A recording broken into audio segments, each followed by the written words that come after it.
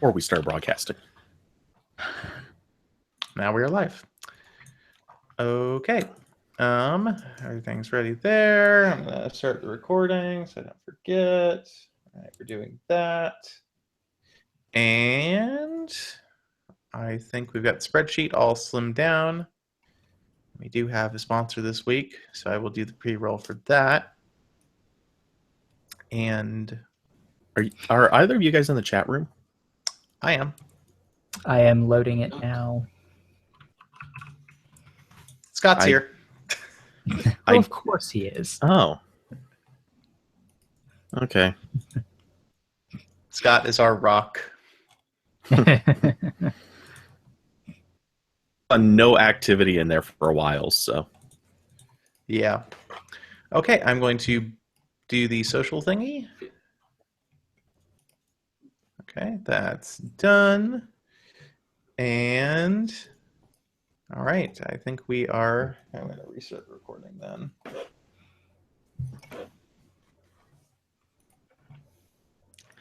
This week's Android Police podcast is brought to you by Linode. Check them out. I got to redo that. I forgot what the website is. It's linode.com, by the way. It was pretty easy. I said the word, and then it would have been word.com. This week's Android Police podcast is brought to you by Linode. Check them out at linode.com/Android Police to get a free $20 service credit. Welcome to the Android Police Podcast, your weekly audio source for all things Android. It is Thursday, December 8th, 2016. I'm your host, Matthew Smith. I'm David Reddick. I'm Ryan Whitwam. And I'm Cody Toombs.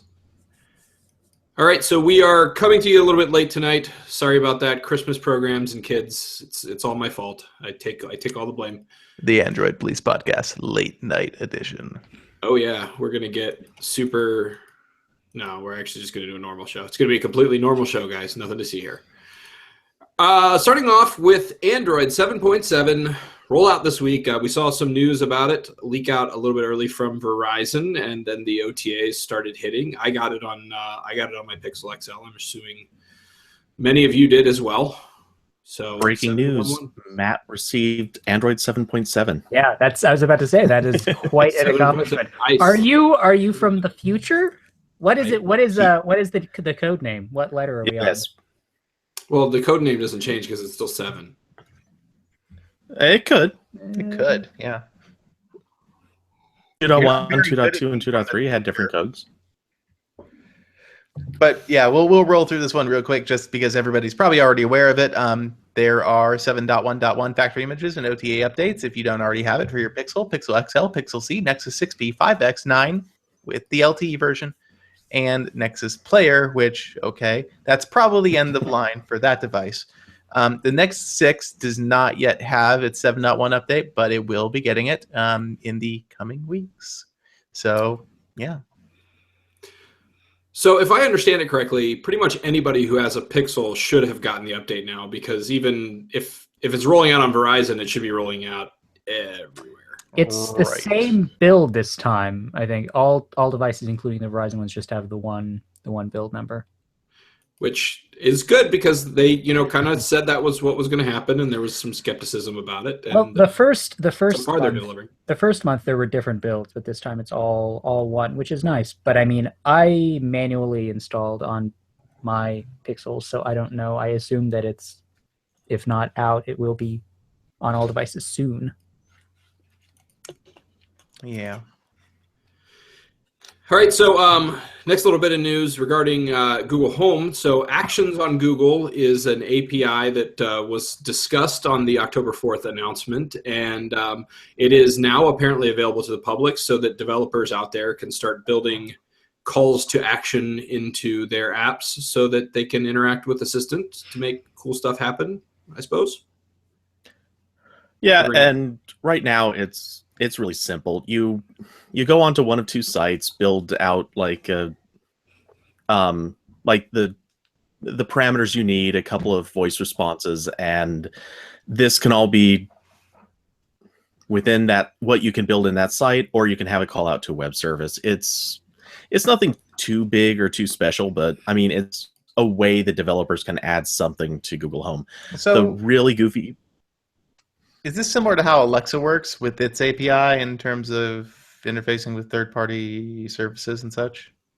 I believe it's close. I haven't looked at Alexa's SDK, so I'm not totally sure. It can't be too far off. The few things I have heard, it sounds pretty similar. The good side is you don't have to install skills. There's no like pre-selection process or anything like that.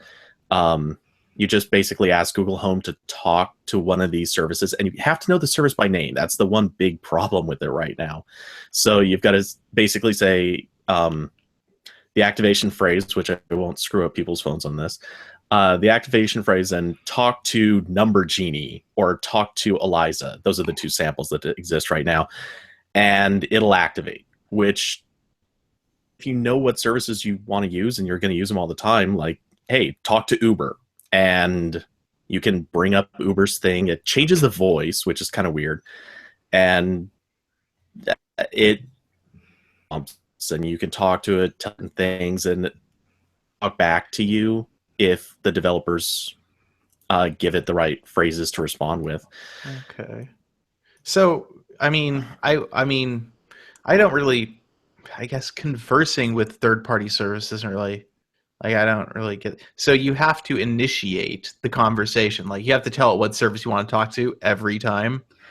That's I don't know. Well, I don't know if that's so, going to be a requirement for everything, though. Is it because, like, right now, if you use IFT, you don't have to say, okay, talk to IFT, and now here's what I want you to do. Yeah, but is this going to be one of those situations where Google has the keys to the gate and they say you don't need to say the talk to because you're a special service and we trust you, versus all of you, the rabble out here, you need to use the key phrase? Maybe, because I guess they might not want, like, 1,000 developers cluttering up the way you interact with Home. Well, it also kind of hurts the IFT integration a little bit as well, because if you start keying in phrases for your particular apps, it actually blocks those phrases from working in IFT. Yeah. So there's been programs that there's been things I've tried to do with IFT in Google Home where I want to ask it a question and have it do something, but because Google kind of hijacks the questions I'm asking. It blocks IFT from working because it already exists in Google's implementation. Well, and it can't do conversational. It's the straight command, and that's it. Yeah, I mean, I think just in general, this whole discoverability thing with Google Home is going to be troubling. I'm not sure if Google has even figured out a way to let people know when there are new things like this. Well, during the presentation, the October 4th presentation, and I think during I.O. too, I don't remember for sure, they said that they wanted to, at least at some point, be able to pick services based on what you're asking Google Home for. So, I mean, the obvious examples, I think they even gave this one, is if you ask it for a car, it will think ahead and say, okay, you're asking for a car, you want Lyft or whatever service your country has. Which, I mean, that makes sense. If you ask it for food, it will pick food places somewhere in your area and say, okay, do you want one they have or they're working on now, but any list of other delivery services or restaurants or whatever, it will just for you and give you options. But that's not there yet. I mean, this seems like just the early access kind of thing. Like, hey, we're giving you something, you can screw with it, your stuff out, and in or 6 months, hopefully less even, they'll start picking some of them and promoting them, maybe, or giving some new way to interact with this stuff. Or maybe you could pick favorites like you can with your music services. Yeah, I guess they have to be careful about how they let the horse out of the barn here. It could get messy if everybody has kind of unlimited access to these sorts of things. Totally, yeah. Yeah. Which means that we'll probably see a fairly slow roll of really cool functionality versus, just trying to saturate these talk to commands, which, means the good Alexa news still is, has some leeway to keep ahead. Well, I don't know that I go that far. I think Alexa, they own their the home automation market right now, and I think that's going to stay that way for a while.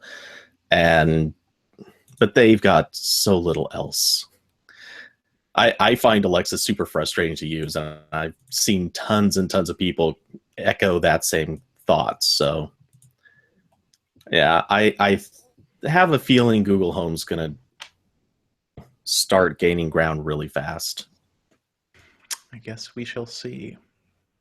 But hey, at least they now have their thing out. That it's a start. It's a weak start, but it's a start. Anyway. Matt is muted. Matt is still muted. Still talking away. Maybe, or maybe I was just being silent and pretending I was talking. This is good miming. Very good.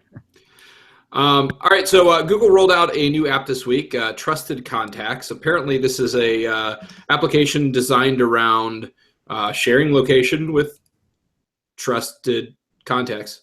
I don't know, kind of an interesting little app. I don't know if it really deserves its own functionality. Couldn't this just build into the contacts? It seems a bit odd to me, but basically you add trusted contacts and you can share your location with them, or they can request your location and you can provide it or not.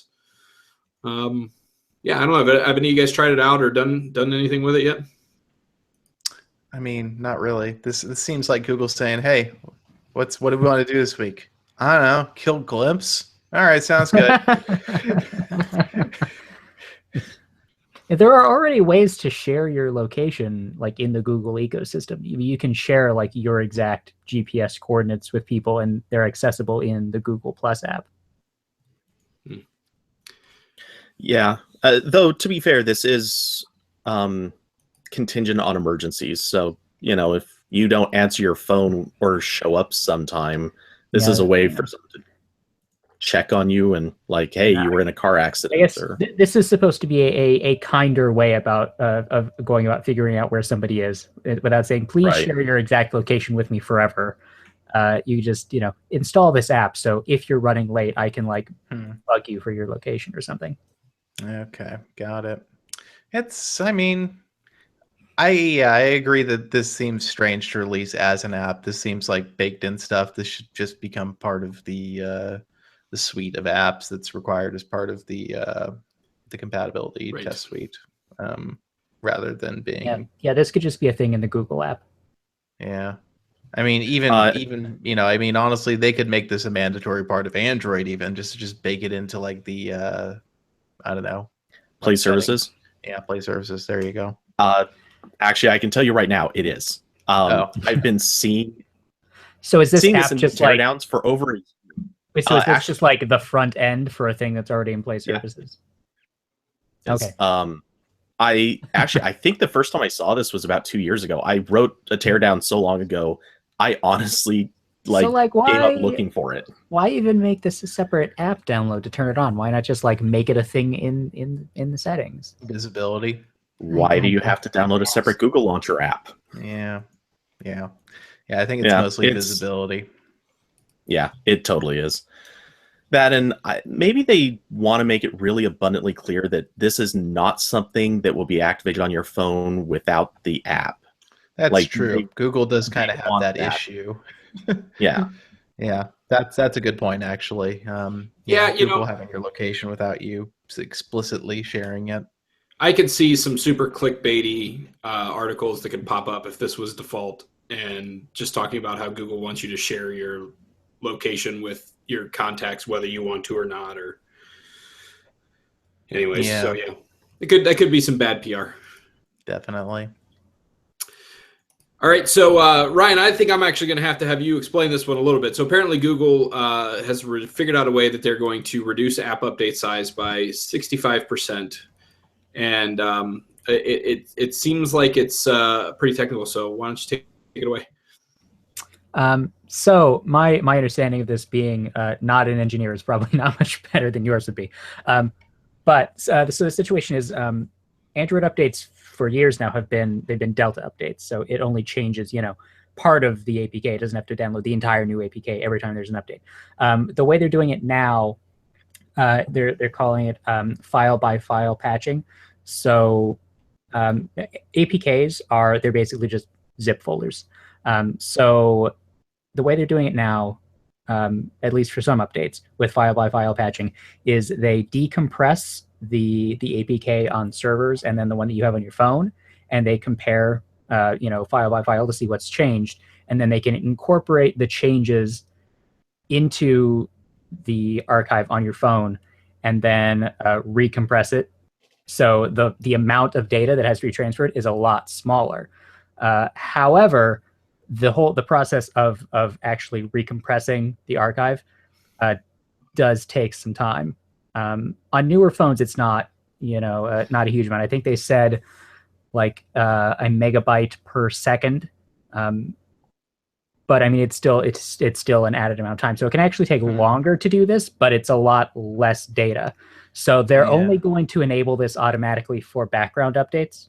So like if your phone is just sitting there charging, or it's overnight, it's in doze or whatever, and it updates apps, it'll take longer, but it will use much less background data.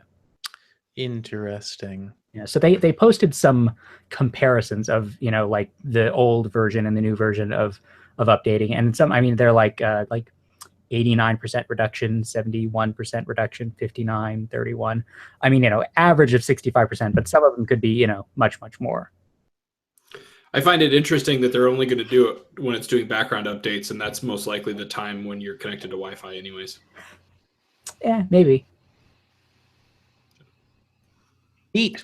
I mean, I guess I wonder what the threshold is where it starts to be slower versus faster to do it this way. They didn't get into like explicit detail on that, but I would not be surprised if in the future this is just the way they did all the updates. Devices get efficient enough to do the recompression without taking a lot of extra time. So Ted has a question from the chat room.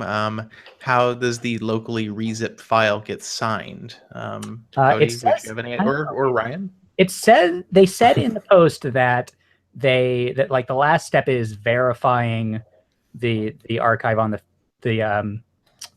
server matches the one on the phone. I don't know exactly the technical way that they would do the signing, but I mean, would they just generate a checksum and compare and say we're good? Yeah. I mean, I guess they're verifying that like byte for byte the two files are the same. So I mean, I guess that's all you would. And it never reinstalls the recompressed.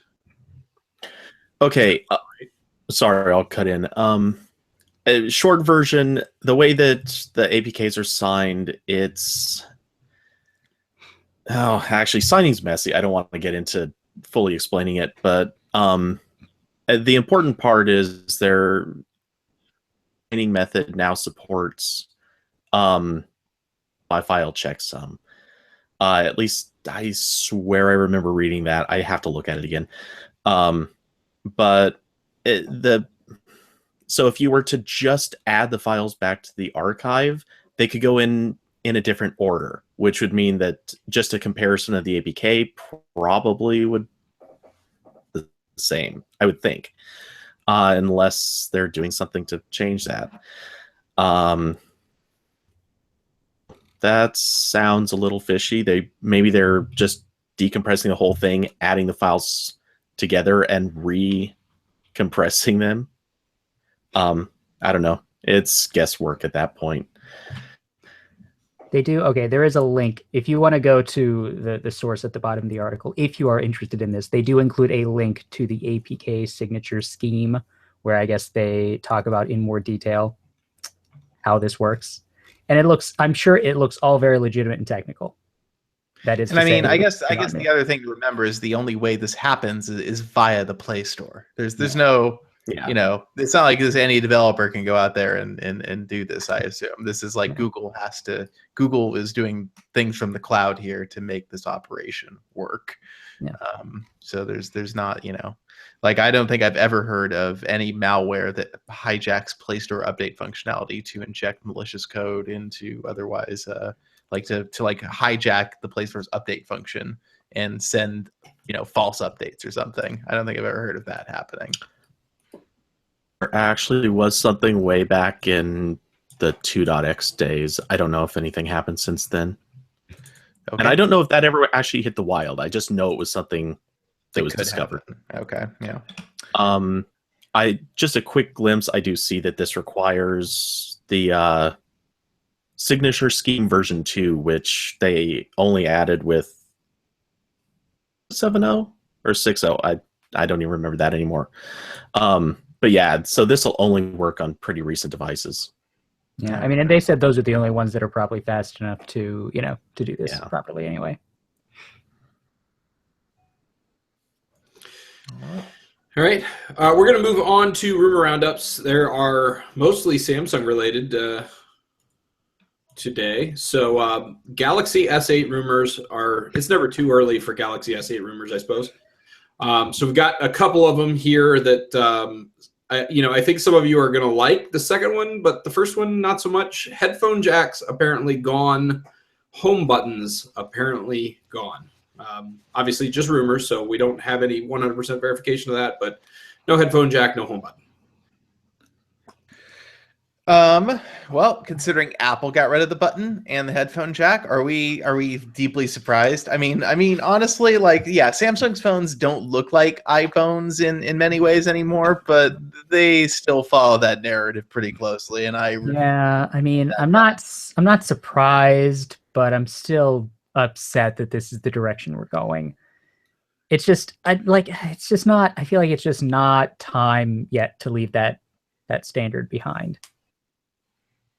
Yeah, I would guess that I think Samsung especially probably has the leverage here that maybe other Android manufacturers, Motorola, don't to make this more of a sticking point, especially since they acquired Harman Kardon. So Harman makes consumer audio equipment. And I'm sure Samsung would very much like Harman to get on the boat with USB-C audio, personal audio devices that they can then, make very profitable. So, and Samsung sells in such volume that they can do this without probably risking any really severe market share impact in most of the world. It's still asinine. I still think it's dumb. Getting rid of the home button, I'm guessing that getting rid of the physical home button means like getting rid of literally the pressing aspect. Yes, the mechanism. I'm sure it'll still be in the same place. It'll just be a capacitive button, which is fine. I'm fine with that. I have no objection. I actually prefer that. Yeah, I'm fine with that too, honestly. That's okay with me because it means it will respond quickly. Okay, but I gotta throw in the one catch. They cannot do the haptic feedback thing from the iPhone. Because that feels horrible. I agree. It's really weird. I didn't like it when I tried it. Terrible physical response. Yeah, I didn't like it at all because it basically feels like the haptic feedback engine is just shaking the whole phone, which it's a weird sensation, and it does not mimic a physical key in any way. It actually reminds me of what BlackBerry did with this BlackBerry Storm, their first all-touch screen. Oh my God! Yes, it actually is. It's very much because you have to press so damn hard to get it to do it. It's just like 3D Touch on the iPhone, which I also find like unnatural because I'm going to damage the screen, the LCD panel here. Like I'm pushing so hard. So I wonder if Samsung's going to do 3D Touch on the S8. I mean, there's a rumor that some Android phone is going to have 3D Touch about every other week, and I hope that it never happens because I don't want it to happen. I've used 3D Touch a couple of times, and granted, it's not part of my daily routine to use a phone like that, but I just found it very off-putting, and it just doesn't seem necessary. Yeah, and I wonder if Samsung could hijack the, what are they called now, app shortcuts, and make those function instead of via long press via hard touch. I wonder if that's something that would be allowed. I guess there's no reason it probably wouldn't. But then what does a long press do? Nothing. Just moves the icon. Yeah. I mean, I could see that. I mean, honestly, app shortcuts kind of suck already. Okay, Samsung would not be making them appreciably worse. But here's the thing, though. then does long press in the entire OS not exist? Oh, yeah, I don't know. Are Yeah, there places where long presses do exist and places where you have to like force press? In which case, I am profoundly against long this. press exists in every non-Samsung app. That's how it would go down. Oh god, that is so Samsung. Oh, I could so see them doing that. Yeah, they would have to do that. I mean, unless they were to like completely fuck the like the whole way it works. Yeah. Oh boy. So the Galaxy S8 should be oh so exciting. I mean, like Samsung needs to not just don't get fancy. Just put out a good phone that makes people forget that you tried to set them on fire 6 months ago. Yeah. I'm going to be curious to see how they evolve the design too. So they've gone 2 generations with the same basic design, and there are now reports that I would say are a little less reliable that's going to be like a Mi Mix level of screen to bezel ratio, blah blah blah. So if they put the camera and stuff on the bottom, yeah, maybe they'll have like a special version that does that.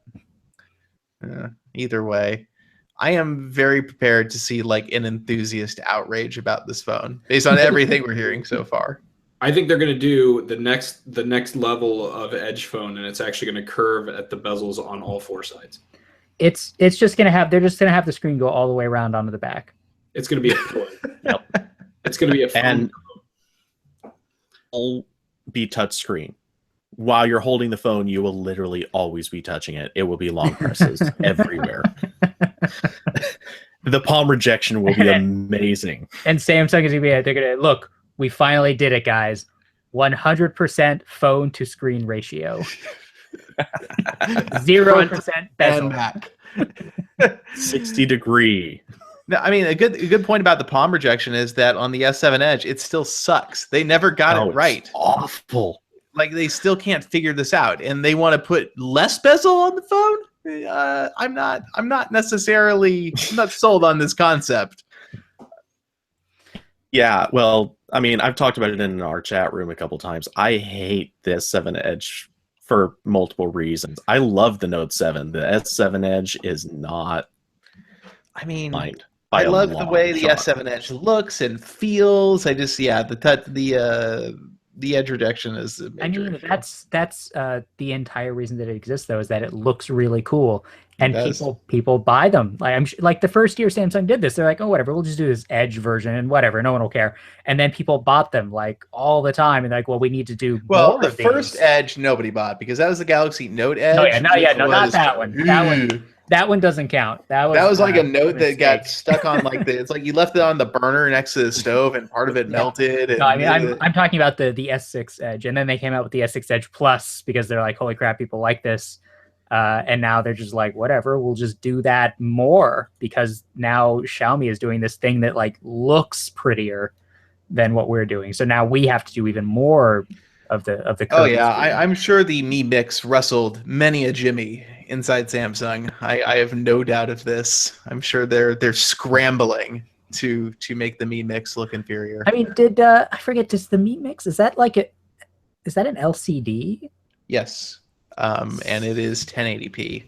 Right, but I don't know if we talked about this. How did they get an LCD to do the curvy thing? Or maybe it is an AMOLED. Because like if it's an AMOLED, who would have made it if not Samsung? Like Samsung would have to know about this ahead of time. LG does curved displays too, don't they? No, it's not. It's an LCD, and it's not curved. Okay. It's not curved. It is flat. It just has rounded corners. Okay, so I mean, I bet it doesn't look as nice in person as. So I would bet display. it's a sharp. What did they call the IGZO display or whatever? Probably. Yeah. Yeah, I mean, what makes Samsung's Edge displays look so cool is like it looks like they're like right up against the glass and it curves over the edge, and it's like it's just like the display itself is curved. Yeah, I feel like if you just put a curved edge on like an LCD that goes right up to the edge, it's just going to look like glass. It's not going to look like the screen. Yeah, exactly. Agreed. It's curved basically the same way those 2 Nexuses were curved. Yeah, I was about to say it's like the what did they call that? There's a name for the display. 3D. No. 2.5D? No, it was more douchey than that. Contoured? Maybe that was it. I don't know. I just remember them all as taco phones. Do you remember Samsung's taco phone? That was the first curved display phone Round, they round, made. right? The Galaxy Round. Yeah. Galaxy Round. The good old Jeez. taco phone. God, what I mean, gotta wonder what the sales numbers were on that. I think they only sold them in Like- Korea. Yeah, like 5. You know? It was 5. I mean, honestly, that could be like worth money as an electronics antique one day. The LG G Flex stomped it in sales. The LG G Flex will not be worth any money as an electronics antique any day. Yeah, there are a number of just ridiculous old phones that I wish I had just because they're so weird. Yeah. Yep. And yeah, the Galaxy Round is one of them because, come on, it's amazing. It's right up there with that Kyocera. Yes, Double the screen. Echo. Man, I remember want an Echo. Can I buy an Echo on Amazon or something? Oh, I bet you can. You can probably find the Sony Tab P or Tab Yes. S, A Tablet P. Tablet P is a split screen one. split screen one. What's terrible is half the BlackBerry library of devices would fit that list. I actually do not. Weird. I do not see any Kyocera Echoes for sale on Amazon. I can get a fake diamond case for the Echo with pink hearts. There are only 20 left in stock. I better order soon. Right now. Yeah, that's unfortunate. Wow. Hey, what about that Sony tablet that was shaped like a magazine that was curled over? As So Tablet that was S. the other. Yeah, the Tablet S. Yeah. Yeah. Which actually That was a was fine kind- tablet for its day. Yeah. No, that was. Yeah, that didn't strike me as exceptionally weird at the time because tablets were big and bulky and heavy then. So it's kind of like, okay, sure, if you want to make it balanced in a certain way that it's not. I think my dad still Awful. has one of those, and it just sits in its charging dock on a table. Nobody touches it. It just sits there. Okay. Oh my God. I can get a Kyocera Echo on eBay for $7. Wow. $7. You Does should do it it. work? I don't know. I'm going to guess not. It I mean, says that phone hinge is in thing full- is... It Now. says it says phone is in full working condition. I think they're a liar. I don't know. Ryan, I think you need to buy it. I think Think I you do do. too. God damn. That is a deal. $7. That's like $3.50 per screen.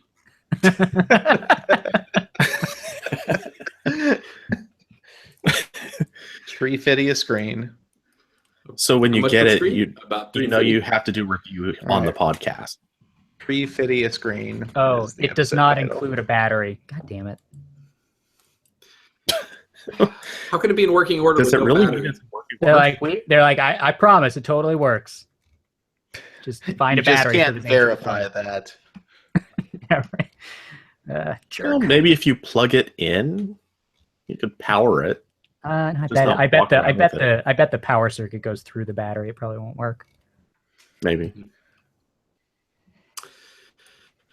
All right. Well, we sidetracked pretty hard there, but we're gonna get back to the spreadsheet. And back to Samsung news. So I don't know. Do you guys remember that time years ago when like Apple sued Samsung? Remember that? Wasn't that a weird time? Don't we all look That was a back at weird that time. and say, like, what was going on? Because I do not because it doesn't happen anymore. They just kind It of doesn't. stopped. It's It like doesn't. it's like once Steve Jobs' animosity was no longer driving Apple's legal team, that just stopped happening. Yeah, I guess Does this anybody ghost just remember- hasn't had a strong effect on their strategy. Does anybody remember the story that like supposedly Samsung paid them in all pennies? Oh, that Oh. Nichols one. It was Nichols. Yeah. Was it nickels? Yes. So they apparently drove a dump truck full of nickels up and dumped it out, and then somebody like totally debunked that because it would have crushed any vehicle if you put that many nickels in it. Yeah. Yeah, I remember that. So anyway, the U.S. Supreme Court heard Apple v. Samsung. The highest court in the land had to get involved in a slap fight about phones. And so the issue at hand was about, I believe, about design patents. Or was it trademark? I think it trade was dress, wasn't it? Oh, was it trade dress in this one? Believe so. No, design patent. I'm not really sure. Either way, I think it was design patent. But hold on. Let me just read this real quick here. Designs. Yeah, so it's designs. So it has to be about design patent.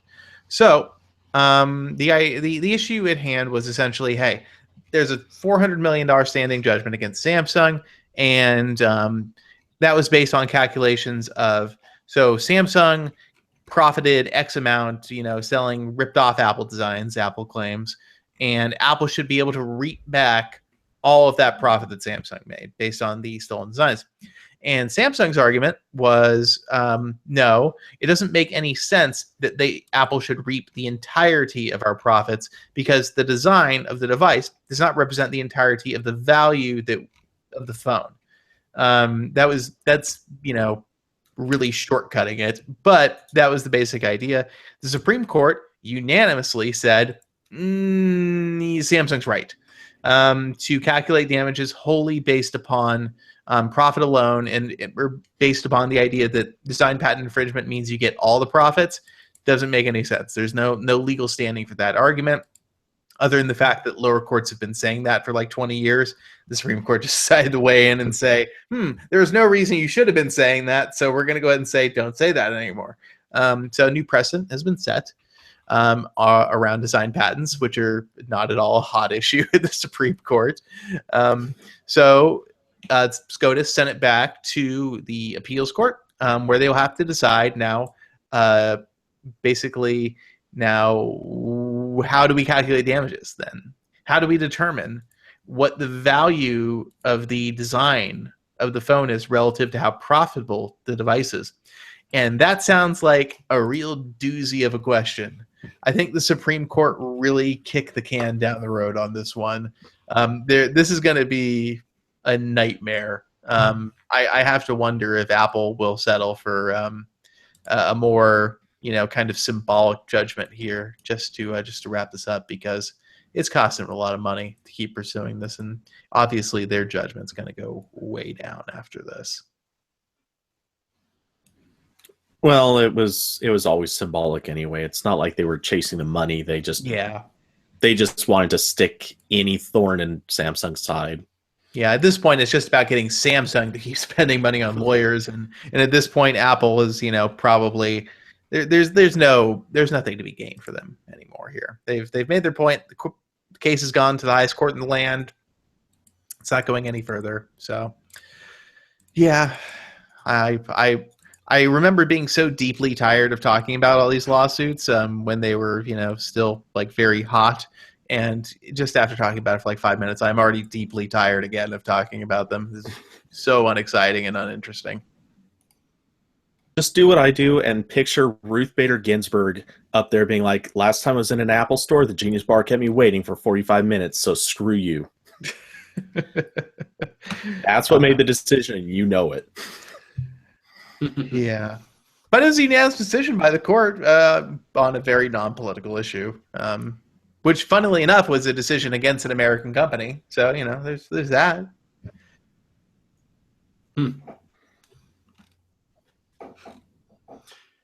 All right. Well, I think that leads us up to a word from our sponsor.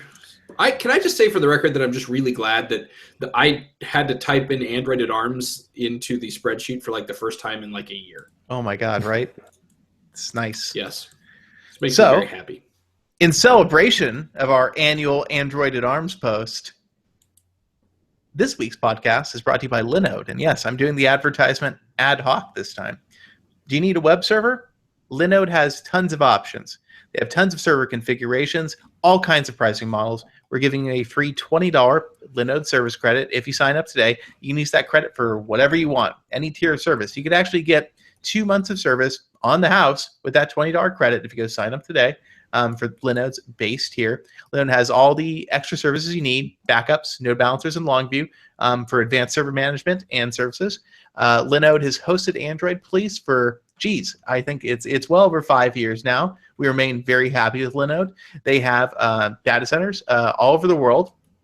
So you can choose an ideal location for your server, and we've been very happy with them ourselves, and we can wholeheartedly recommend them. We're very happy to have them as a sponsor here on the show. And once again, if you are looking for a web server, just go to linode.com/Android Police and sign up today. There's no obligation to sign up to get the $20 service credit. You're on the hook for nothing at all. So yeah, we appreciate Linode sponsoring the show. And again, check them out. linode.com/Android Police.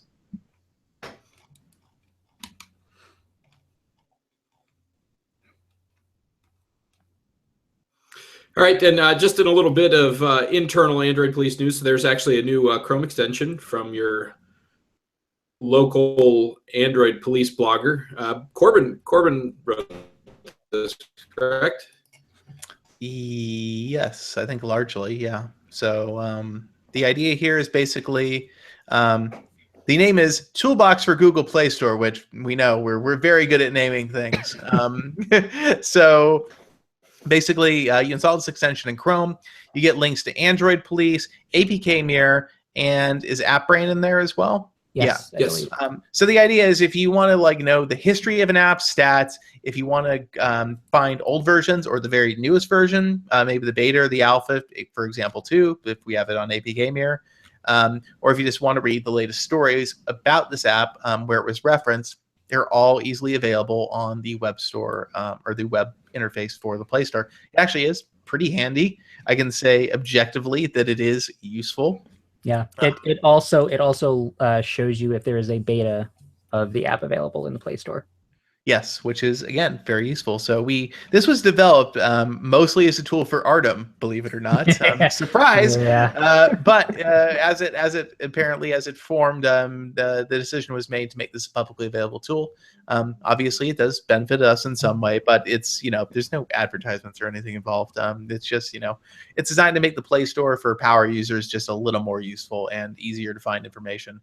The link to APK Mirror obviously being the one that I think is going to be most useful to most people.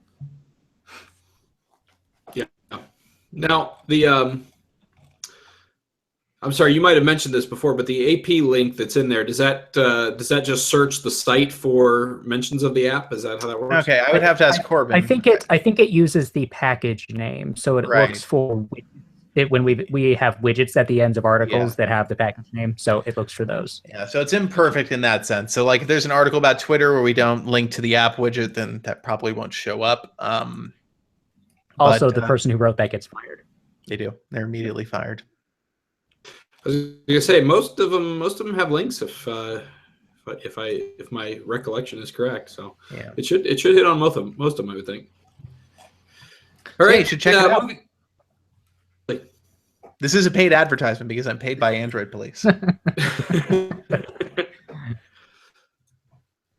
right, but he did say it was objectively useful. So yes, it is super useful.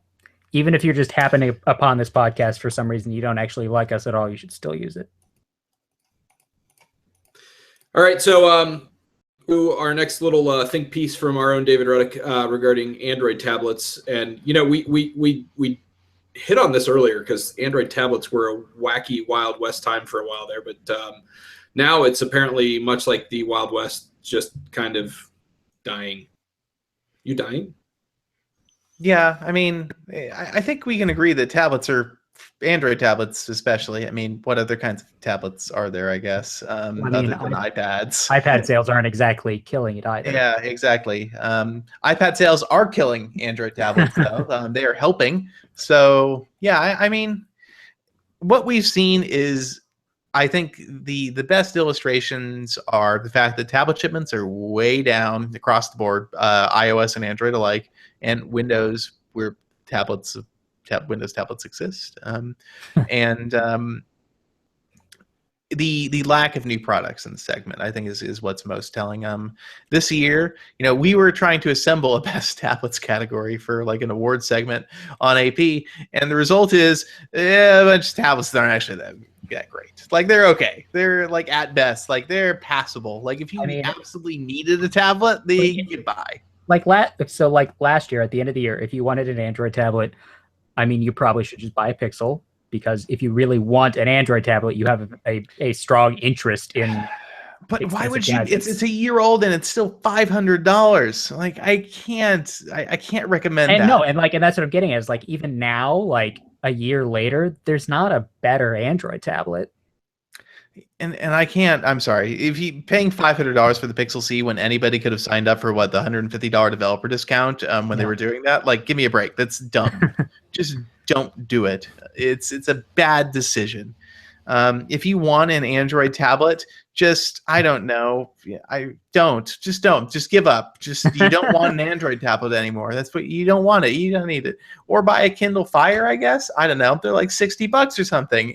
See, that's the thing is the things that people want tablets for, you don't need a $500 tablet for. You really don't. And I think that's I hit on this where ideally for me, if I were to have, this ideal tablet device, it wouldn't even be a tablet. It would just be a screen with like some capacitive buttons on the bezel that I just cast stuff to with my phone. Because like if I'm going to do something on a tablet, it's going to be probably engrossing for more than like 15 or 20 minutes. So if I'm going to watch a movie or read a book or maybe like read a long news article or something, maybe browse the web. And even then, like sometimes. Why do I need like a cutting edge octa-core processor and, like a super advanced, modem and all this extra stuff that just adds overhead? And I don't even need a super high resolution screen. I don't actually care very much. 1080p is probably okay. I would rather save the money and put those dollars toward getting the best phone I can than I would in having a nice tablet that just is so made redundant by my smartphone in so many ways, and also increasingly made redundant by my laptop. Where laptops have gotten not shitty. That's probably the best way to describe the laptop market. Like you can buy a laptop that isn't a MacBook and it doesn't suck. It's incredible. And that I think is, tablets are being attacked from both fronts there. And like I said, the iPad is suffering too. And Android tablets never really hit critical mass. I mean, the Nexus 7 2013 was probably the most successful, not a Fire tablet, Android tablet ever. I would guess that it was. There are people still using that tablet with reasonable success, even 3 years later. People just don't need to upgrade their tablets all the time like they do phones. I mean, the phone it's with you all the time. You use it for like pretty much all of your digital things. A lot of people carry their entire lives in the phone. So it makes sense to have a nice one, one that does the things you want a phone to do. But the tablet just sits on your nightstand and maybe you watch Netflix on it or like you poke around on Twitter. It's not something you need to replace every year or every 2 years or every 3 years maybe. Yeah, and I think, people brought this up, and it's a totally valid point that the tablet replacement cycle is going to be slower. But you have to remember that the margins on these kinds of devices already suck, and so the incentive for manufacturers to make new ones then kind of goes out the window. No, I mean, you can definitely see why OEMs are pulling back from that, but I feel like tablets aren't going to stop existing. I think just cheap tablets might stop existing. You mean expensive tablets? The price is going to move away from the extremes. Is what like really cheap tablets aren't going to make sense for companies to make because they make nothing on them, and they're not going to sell that many of them. And expensive tablets nobody's going to buy. I mean, I think a moderately priced tablet is always going to be not always, but for the foreseeable future is going to be a thing you can buy. So you think $200 to $300 tablets is what you're thinking, Ryan? Yes, this is my prediction. It's like like Amazon, I think is probably an outlier though because their tablets are very much about pushing their services. But like I don't think that like a regular Android tablet that costs $150 is going to be a thing forever. I don't know. I honestly think we're still heading down. I think that there isn't much of a demand even for the mid-range in tablets enough to sustain a profitable business model. I think that it's just people just want the portal to content. And Amazon is doing the best at providing that right now. If you're looking screen inches to dollars, I mean, Amazon's got the best deal going, and you do get Amazon support with that, which is real and extant. And you can, if your Fire tablet dies, Amazon probably will take care of you. I mean, I honestly, as much as I hate Fire OS and the Amazon App Store for the curated model and the slowness of updates and everything, and the fact that the Fire tablets have very middling internals, like I can't recommend an Android tablet, a regular Android tablet, really over them at this point. It's hard because Amazon is willing to eat all the margin with the expectation that you're going to get them those dollars back on the content, and as such, they're offering the best value. So I don't know. I don't think we're going to see any meaningful innovation in tablets in the next probably 3 or 4 years, and as a result, I think we're just going to keep seeing them die. I think more and more companies will decide they don't want to make tablets anymore. HTC doesn't make tablets. LG doesn't make tablets. Huawei barely makes tablets. Oppo doesn't make tablets. ZTE, I don't think makes any tablets. I don't think TCL makes like that giant Zest thing that's Brandon or Alcatel, but I don't know if they make any other tablets. Yeah. I'm sure that they would all rather sell you a phablet. Yeah, which that's where it's going. I mean, all the metrics and everything bear that out as well. More people visit websites from big phones, fewer people visit them from tablets. So, yeah.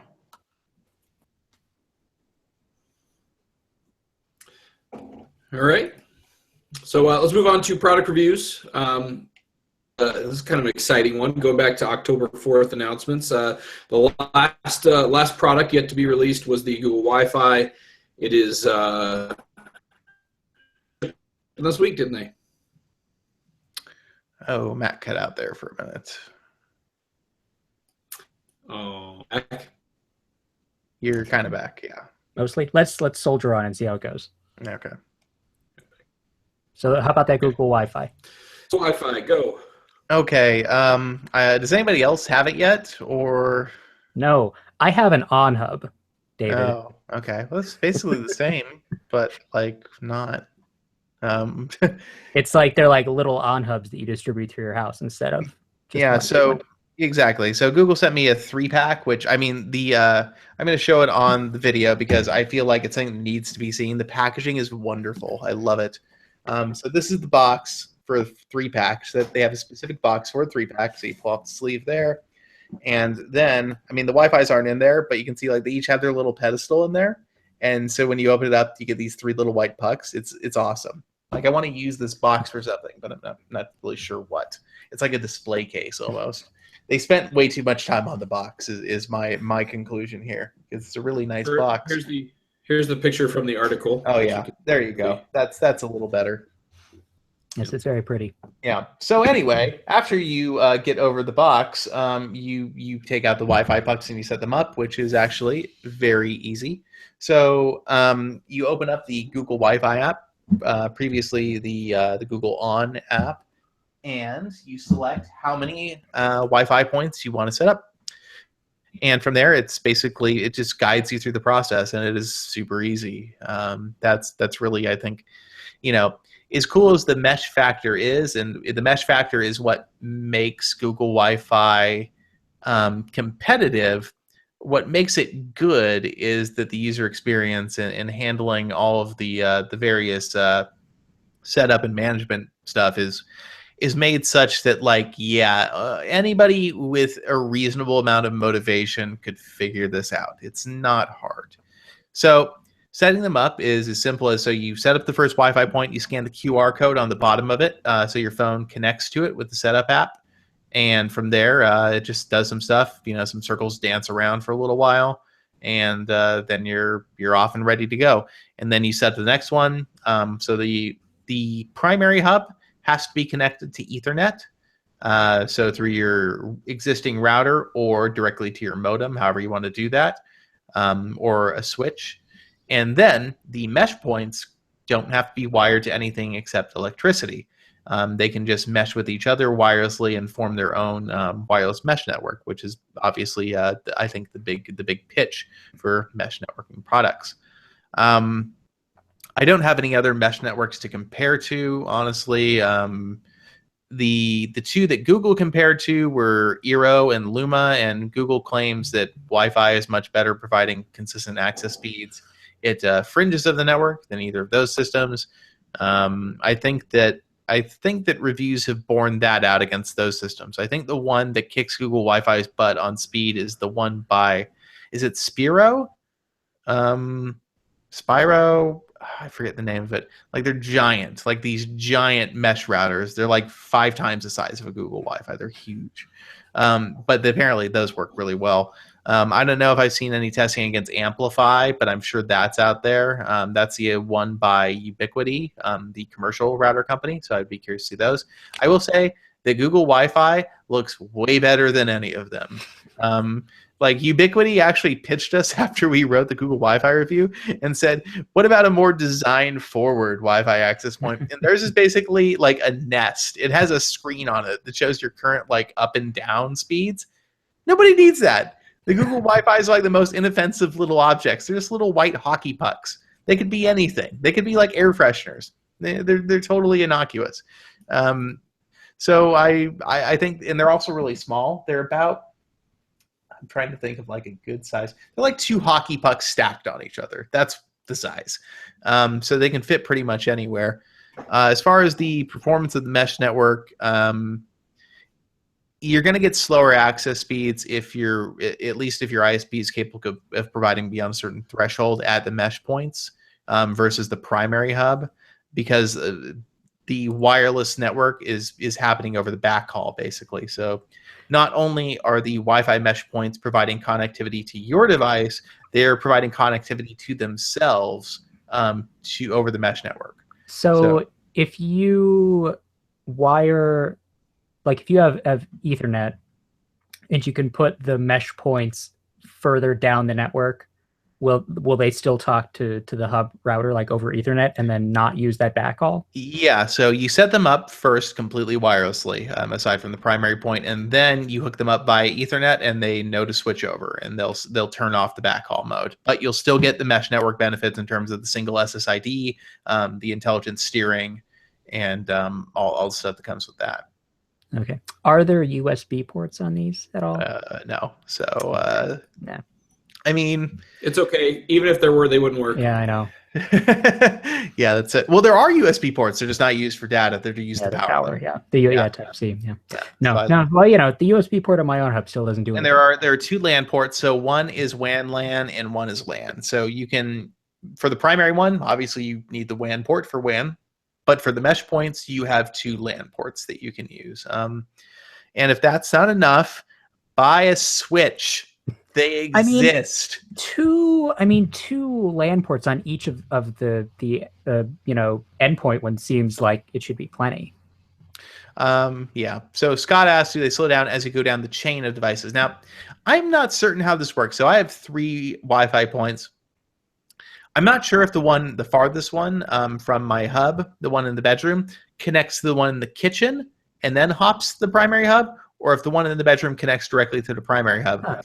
I never heard Google explain that. I wonder, it probably depends on how close they are. Maybe if the signal to the main one is good enough, it just does that, but otherwise it might have to go to another one.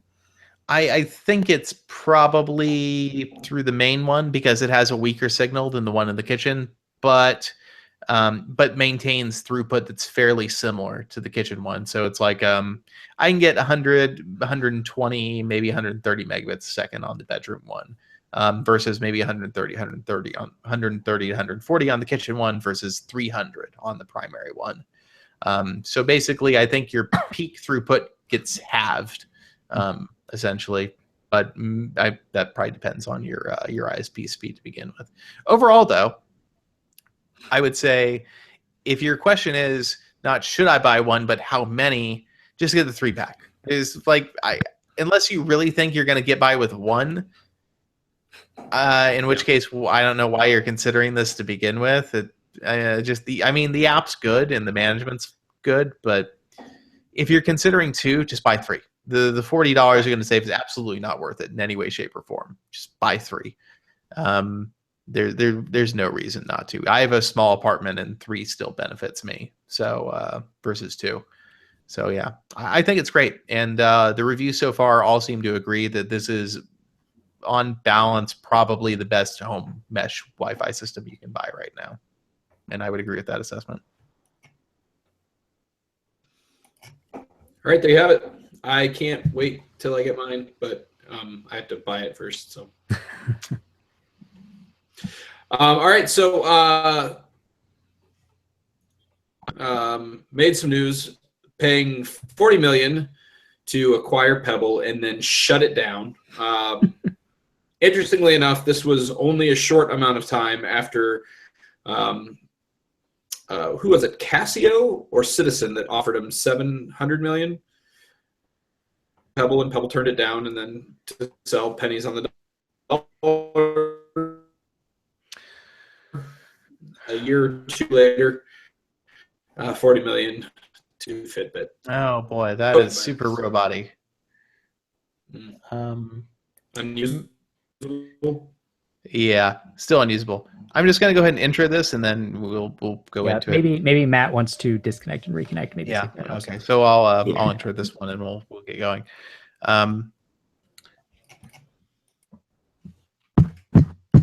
Sorry, making points on the graph. So Fitbit was just sold, or excuse me, no, Fitbit wasn't just sold. I lied. That's wrong. Pebble was just sold for $40 million to Fitbit. Yes. And Fitbit's first order of business was to end the Pebbles. No more Pebbles. No more Pebble hardware. No more like warranty support for Pebble hardware. And if you joined their recent Kickstarter where they made like millions of dollars, they're just refunding all that. That's how hard they want to get out of this. Like, just give them money back. We're done. Yeah, I think they also said the $40 million doesn't even cover Pebble's existing debt obligations. I mean, I heard that it barely covers it. Okay. So I mean, it's like they're walking away clean, but you know, it's over. They got nothing out of it. Yeah, I think killing the hardware division. I mean, I'm not sure. I guess the question is, so if you're Pebble, what are your options here? And I find it hard to believe that Pebble had no funding options available to them, because they were so well liked. They had such good rapport with the media, getting attention, and they had a product that seemed like it had a vision that was sufficiently different from everybody else. I would find it so hard to believe that there weren't investors out there willing to throw money at this and see if it could still work. I mean, I bet that they could have gotten money from somebody, but the terms probably were not very attractive, and they looked at what they felt they could do with their devices, like sales-wise, and it just didn't seem like a good idea to like take on a bunch of extra debt when they already had apparently a lot of it. I mean, they've been running on VC money the entire time they've existed. But there were reports like a year ago that they had started having trouble finding more capital because that's when, like the Apple Watch was a thing. And even though the Apple Watch by all accounts isn't, exactly selling as well as Apple had hoped, but what smartwatch people there were, I mean, have migrated to the Apple Watch and to Android Wear. And of course, Android Wear has its own problems, but who's really left for Pebble to sell to? I mean, it's not really anybody, because like the market has diverged into people who are really interested in smartwatches. For not a lot of them, but they exist, and then people who are like, I don't need all of that stuff. Just give me a fitness tracker that works. So like, those are the Fitbit people, and like in the middle is Pebble, and nobody wants them. I guess. I mean, I can understand and agree that probably Pebble, has been on a course where it's obvious that things aren't going to end well for them. But I don't know. I think that for Fitbit, I mean, honestly, yeah, you can say the engineers had value, but I mean, Fitbit's struggling, but I don't think they're struggling badly enough that getting Pebble, getting that talent is going to change their trajectory in a meaningful way. It's not like Fitbit doesn't understand its business model. Fitbit knows what it's doing. They have a portfolio, they have their services. They've been pretty successful aside from the last few quarters. And it doesn't seem like Pebble did anything that would make Fitbit meaningfully better at what they're actually successful at. I mean, they have their smartwatch, the Blaze, but I don't know. I don't really understand what Fitbit's going to bring to, or excuse me, Pebble's going to bring to the table for them. If anything, Fitbit is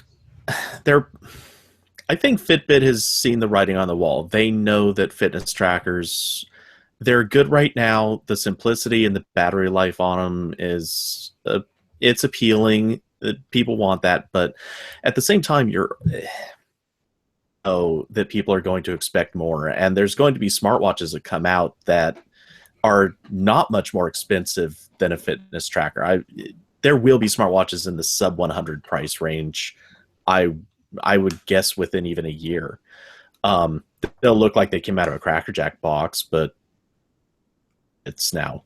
Yeah, I think Fitbit is planning for that day when a smartwatch can do all the things the Fitbit does, and and then a bunch of extra stuff. Exactly. And right now, my guess is there's one thing Pebble absolutely did that Fitbit has not been able to. Developer community. Yeah. And don't get me wrong, after this, they're keeping like almost nothing of Pebble, except they did say, although for developers, we are going to continue doing most of these API things, at least for a while. So they're trying to like say, hey, look, maybe we can work together. We'll do some stuff. Just pay attention. Oh, okay. I totally missed that part of this. I saw that they kept people from the software division and they dumped anyone related to hardware. So it kind of painted the picture where it's obviously part of it is they want the OS, supposedly. That people from within Pebble even said part of it was about getting the OS for whatever reason. I can't imagine why. And I imagine it's got to be to get the API SDK people in there. But yeah, I didn't know that there was a specific number. I don't know. I still think this is. I don't know. I wonder how close. I guess the piece of information I want is, could Pebble have shipped the devices they had promised the people at this point? Were they close enough? I mean, they have experience building the stuff. It's not like they have a problem, delivering a product. They've had delays in the past, sure, but they've always managed to deliver what they promised. I mean, maybe it just came down to like they saw the trajectory they were on, and they figured like, yeah, we have the money to ship these things because we did the Kickstarter and people paid for them up front. But then we do that and they don't sell after that, after everybody gets their rewards from the Kickstarter. And then what? Like then we're at the end of our rope and we have to find a buyer like right then and there because we're out of runway. At least this way, they wipe the slate clean, and like a lot of the people working at Pebble still have jobs. Well, and imagine maybe there's some hope that folks who get their money back on these are going to go buy Fitbit Blazes instead. Yeah, they should have just offered people the option of getting a partial refund and a free Fitbit. Yeah, I guess. I don't know. I mean, the question still for me is, obviously Fitbit did their due diligence before buying Pebble like this, but I mean, I still don't really. I feel like their motivation here seems more cynical than that. More that Fitbits or Pebbles. Fitbit, saw an opportunity to take a competitor who had received a lot of attention in the past, and but like if they did their due diligence, they would have to know that Pebble was going to go out of business if somebody didn't buy them. Like why spend the money just to get rid of them if you knew it was going to happen anyway? I think Pebble was basically a doomed company. However, it could have been one of those situations where where Fitbit saw not a company that was going to survive on its own, but a company that would be dangerous if somebody else bought it. Yeah, I can see that. That makes a lot of sense. They didn't want somebody else who was behind them in like fitness tracking tech to suddenly get the access to the patents and such that Pebble has and the engineering technology. Yeah, I still think Fitbit had sinister motivations on some level here, even if they value the engineering talent and see the IP as potentially useful in the developer community. But I think Fitbit had a lot of motivations. Part of it is definitely getting the software. Part of it is the hiring of people that developers, and part of it is definitely taking a potentially dangerous element away from a potential competitor. Like every reason for doing an acquisition, Fitbit just had it, and they got it on like pennies on the dollar for what they probably should have spent a year ago. Yeah. And I think that killing the hardware supports the idea that Fitbit wants to smother them. Because honestly, that was the most interesting thing about Pebble. Even if you didn't like the aesthetics of their devices or found the compromises too great, given what they were doing, Pebble took a very different approach to smartwatches and was willing to be a little more aggressive in terms of like, well, bezels aren't that important if we can make something that looks really interesting and is extremely thin. And maybe there's a market out there for that, and nobody had really tried that with a wearable before. They tried to do something different, and obviously the original Pebble time had a lot of resonance, despite the fact that it was a monochrome LCD display. So I think that Pebble had a special something when it came to hardware, and I don't think anybody ever really tried or successfully was able to emulate what they did. Even though Pebble themselves weren't ever wildly successful, they were successful enough that whenever Pebble did something, everybody paid attention. There's no question. Whenever Pebble announced a new product, the entire tech media was there to say how interesting it was and what Pebble was doing that was different. So Pebble was, even if not commercially a major competitor, they were, in terms of the discussion about wearables, a very big competitor to Fitbit, who has long seemed, in the past couple of years especially, more staid in their strategy. Yeah, in a weird way, when you bring it up like that, it's a little surprising that they're making such a point out of it Pebble. Like Fitbit is not making any bones about the fact that they want it done and over, which is funny because that they're killing off what is potentially a really good marketing aspect. Yeah, I agree, and it's but I still found it very interesting that they said specifically we're not taking any hardware people or the business. When Fitbit's strength, one of their big strengths has been that interesting hardware, but I guess we're going a little long on Fitbit and Pebble here, so we should probably move it along.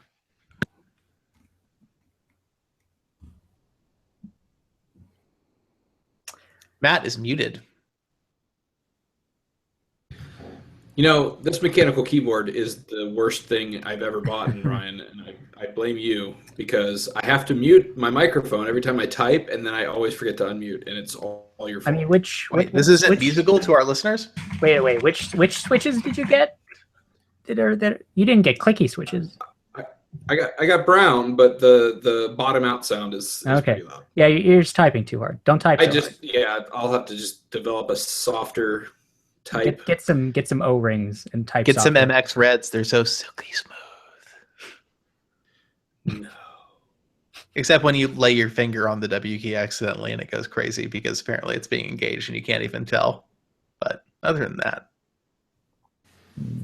Yeah, so, okay. Anyways, so last little bit of news in our other news category. Apparently Google, Samsung, HTC, Oculus, Sony, and Acer have joined forces to make one larger entity called the Association, which is going to do things to somehow make VR better in some way. Like, is it going to make, like, is the idea here, like, listen, guys, we got to make sure fewer people, like, throw up? Like, is that would seem like a key talking point of this group. Yes. Lower nausea. They have a very firm anti-vomit agenda. I think so. I think that's, other than that, like, I guess it's about pulling together, like, I mean, how unified can you really make VR when, I mean, it comes down to, on the software side, it comes down to support of middleware and APIs, which, like, yeah, if there's an interest in unifying support of those, do you really need a special group to say we're interested in supporting the same middleware and APIs? Well, I don't understand how that helps anybody. It's interesting to me because of the companies listed. They have like different VR platforms that are competing with each other. The only two I guess you could say Oculus and Samsung are sort of working together. Actually, they completely are. They're working together. But Google, also, is Oculus Steam and HTC isn't on there, are they? Okay, then that's No. dumb. But isn't Steam working with HTC? Yeah, but that's still a step removed. Yeah. Right. Are these okay? Well, these are all. Well, Google doesn't do the hardware specifically. They do make hardware, but they're doing the Daydream software stuff. Samsung does Gear VR, which I guess is both. and also I think Acer will join any industry group. Yes, Acer is like, hello, we would also like to be included in whatever it is you're doing. Virtual reality, sure, we're down. Acer's that kid at school who joins every club. PlayStation isn't here either, by the way. So, oh wait, no, Sony. Never mind. I'm an idiot. Forget that. Strike that from the record. Forget it. It's stricken. Not really. Yeah. Okay. I mean, yeah, they're gonna make sure that VR stuff works better together. All right. I guess that's fine. I don't believe you. Yeah, I don't really understand why, but I guess. Okay. All right, Matt has another addition to his unending list of questions. David, you want to cue that sound file up, sir? Ooh, I could try to do that.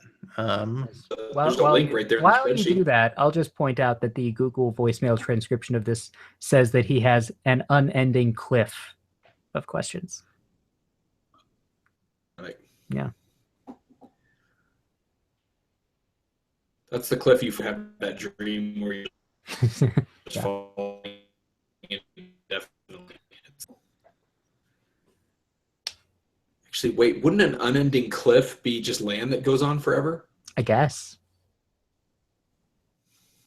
Like you're standing on a cliff. It's almost like the Earth is round. Voicemail is starting now. Just Okay. let everybody know. Okay. Hello, AP. This is Matt with his unending list of questions. With the recent price drop of the Galaxy 7 around Black Friday, and presumably a price drop that will happen again at the end of December, how do you think that the Galaxy 7 stacks up with the Pixel? Obviously, Pixel is the fan favorite, but the Galaxy 7 looks to be getting new dust soon. It's got a good camera. TouchWiz isn't as disgusting as it used to be. Just your thoughts considering the price differential now between the two of them. Thank you very much, and have a great day.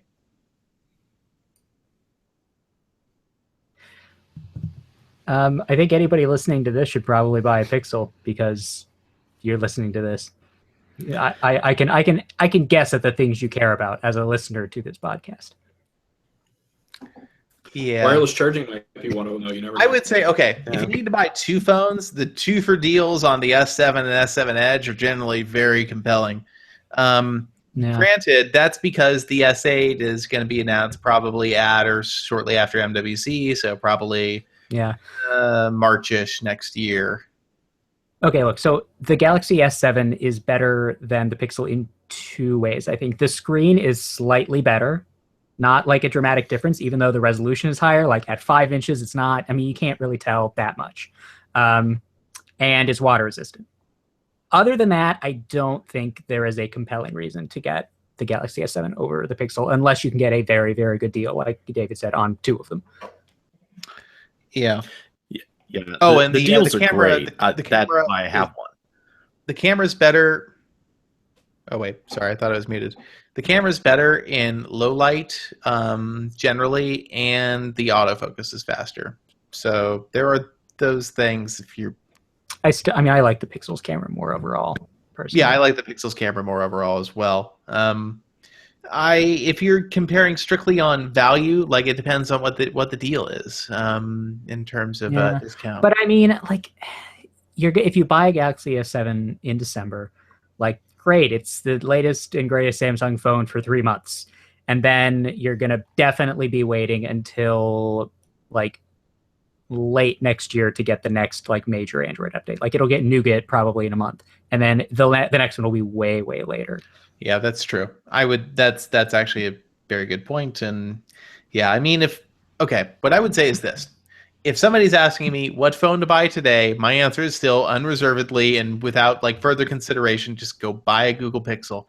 Unless your like sole criteria is like I only have $400 period to spend, in which case, yeah, I'll maybe throw you under the OnePlus bus. OnePlus bus.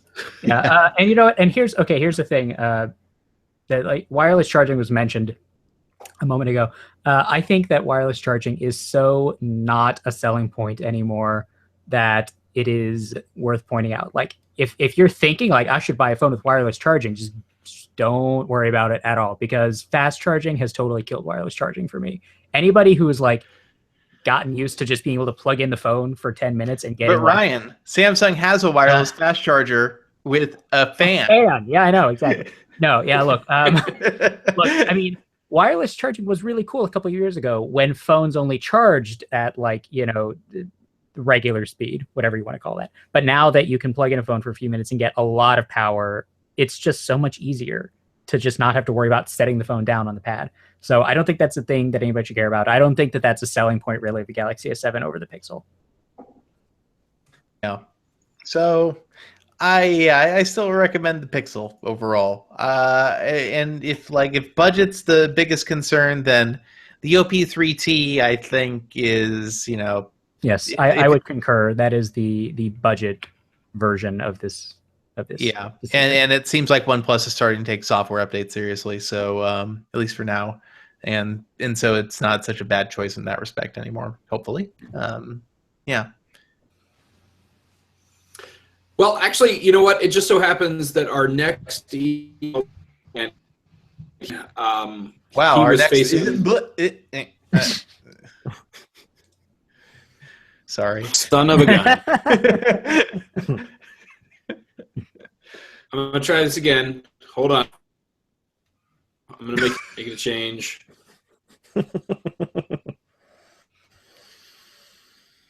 Are you gonna start with the man in the mirror? Is it better now? Keep talking. Let's see. Go for it. I know you can't see. I'm gonna start with. Is my audio coming through better now? Yeah, possibly. Sure. All right. So it just so happens our next email was from Craig, who is still a difference between a Pixel and a Galaxy Edge 7 Plus. Oh no! Yeah, this is not going to work. So I guess I will. God, this is going to be such a fun thing to edit. Do you need to snap at the microphone real quick so you have? I don't know what I'm gonna do. Just put it all out there raw. Let people. Okay, so yeah, we'll skip the email because it's really long. We'll do it next week. I promise. We will summarize this if we remember. So yeah, we can outro the episode. I think that's it. So God, I don't know the outro. Matt, try the outro. See if you robot on the outro. Maybe the gods will smile upon us. All right, so if you have questions you'd like to ask us, you can email them to us at podcast@androidpolice.com. You can also give us a call at 530-HELLO-AP. That is 530-435-5627. You can also find us on Twitter at Android Police and on Google Plus and Facebook. That came in crystal clear the entire time. How wonderful. Excuse me. Francois in the chat room asked, did you not get my antique submission? We did. I don't know if Matt saw it in time to put in the spreadsheet. We will evaluate the antiques readiness for the spreadsheet. Yes, we will try to drop that in next week. I will also point out that the email, that long email, was primarily asking about Edge Plus, or the S7 Edge versus the Pixel. So I think we can just sum that up by saying, listen to the voicemail response. Totally don't, listen to that. I mean, he has Canadian dollars. So yes. Canadian dollars. So that answer we gave, but Canada. Yes. That answer also applies in Canada. There, we've answered your question, Craig. It does. That answer also costs about 20% more in Canada. Oh, sad. All right, I'm going to stop the broadcast.